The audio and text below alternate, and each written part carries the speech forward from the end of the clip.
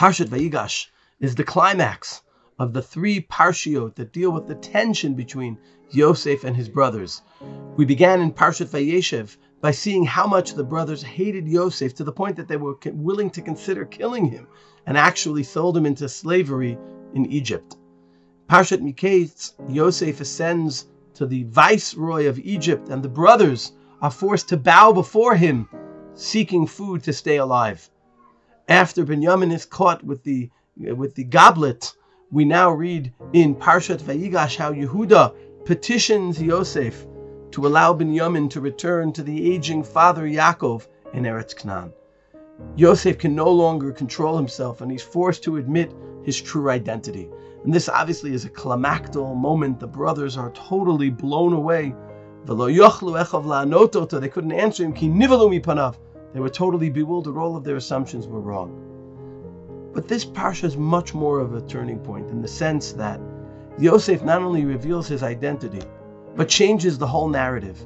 He tells the brothers that the solution to what's happening is not going to be allowing them to return to Eretz Canaan, but the whole family, including Yaakov, now coming down to Egypt. And the question is where this reversal comes from.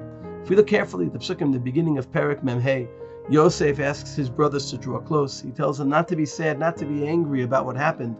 Ki lemichyash lachani elokim lefnechem. You may have wanted to sell me into slavery, but God saw it as a way of sending me to keep us all alive. And he continues in Pasuk Vav, Ki zesh shnatayim harav bekerev haaretz v'od chamesh shanim misharein charish v'katzir. There's been a famine for 2 years and there are another 5 pending. Vayishlacheni elokim lefnechem lasum lechem sheirit ba'aretz.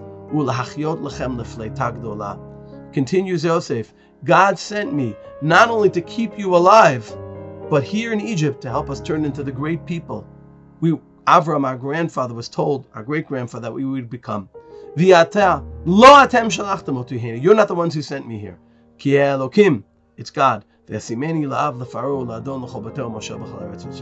And he put me in charge of all this in order to facilitate the growth of the Jewish people. We see here in Yosef not only turning a lemon into lemonade, but being able to see in the lemons God's will. And not only when it's an action, when it's an occurrence that happens on its own, but even when human beings take action and do something negative, to be able to see God's will in it, the silver lining, and the goal of what's meant to be.